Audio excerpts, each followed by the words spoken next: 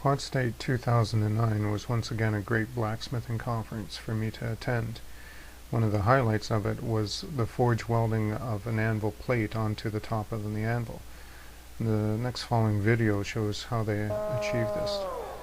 They're pulling out the anvil out of a large forge right now, pulling it over to a 6-inch thick plate of steel that they're using as an anvil. The top plate goes on, and now they're doing some tack welding strokes with the sledgehammers and into full welding. Now, unfortunately, I didn't have the best vantage point, but you'll be able to see most of it through the video. So this was a 35-pound anvil, and they had to take 4 tries at it to get it to weld. And this is the 4th try that you're seeing right now. And up until that point, they didn't have it hot enough, and they had soaked the anvil basically all afternoon for this demonstration to bring it up to heat.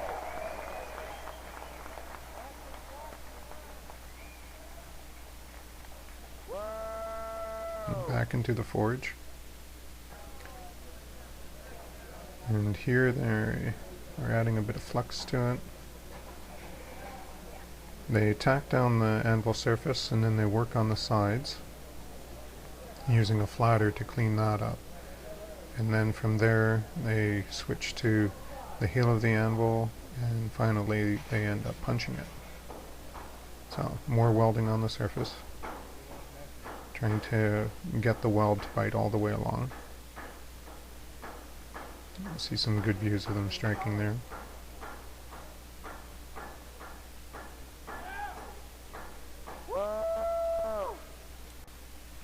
Pay special attention to the types of tools they're using to manipulate the anvil. I thought this was quite innovative. You can see the two fellows are sliding a yoke around the waist of the anvil, and it was primarily made out of pipe. And then they can use it to turn the anvil over, to move it in and out of the fire, back and forth. There's even a point where they kind of jam it into the holes and use it as almost a pry bar to hold things in position. So here they're working sides, working edges, working tops. Just doing a little bit of work on the heel right now.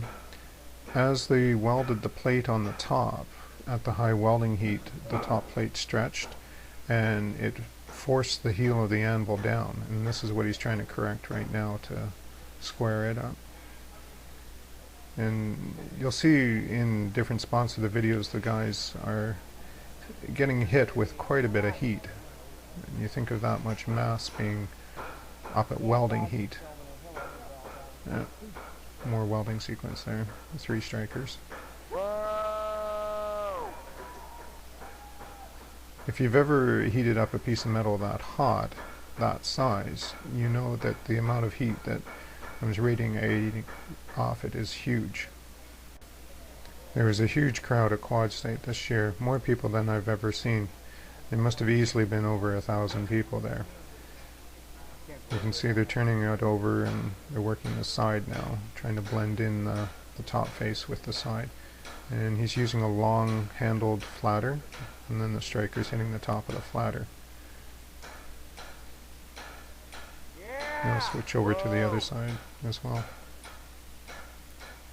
You can see the crowd that was watching this Friday night demonstration. The area was absolutely packed, standing room only. I was lucky to get a seat at one point.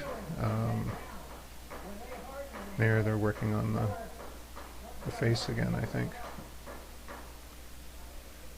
And switch and back to the heel.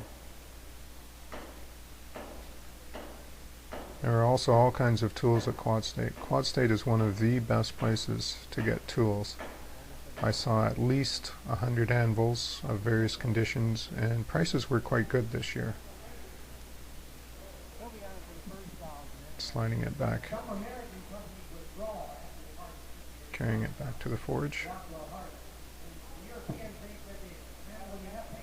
You can see the forge is quite large. It was about 4 by 4 square, was about 2 feet off the ground, which is a nice height for lifting the anvil in and out.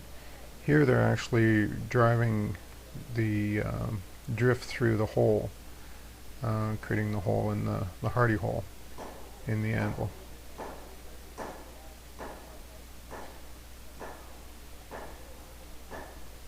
So the forge was about 4 by 4 feet, and it looked like it was about 8 inches deep, with the firebox being 1.5 feet by 1.5 feet on the side. Lot of heat, coke fired, and just an immense amount of heat to get the anvil up to forge welding temperature. They took the anvil and the plate up to the forge welding temperature in the same forge. So he's working at driving it through. The nice thing with a piece of metal this size is that it's actually holds the heat for a very long time. You can't work slow, but you do have a lot of extra time. Of course, the smaller the piece of steel, the faster it cools down. There, we got it through. I'm going to adjust it up a little bit here.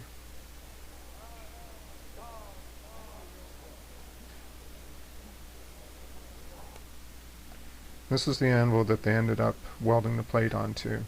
They said that this hadn't been done in North America for 30 years.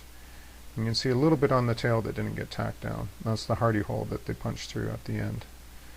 The other highlight of the show for me was the gallery, and this is one of the pieces. It was sort of a combination elephant and African animal sculpture piece, and this is a fish. This fish overall was about 3 feet long, nicely wall mounted.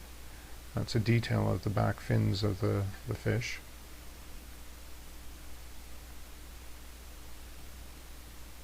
Some nice work on this door handle, some file work and some texturing work.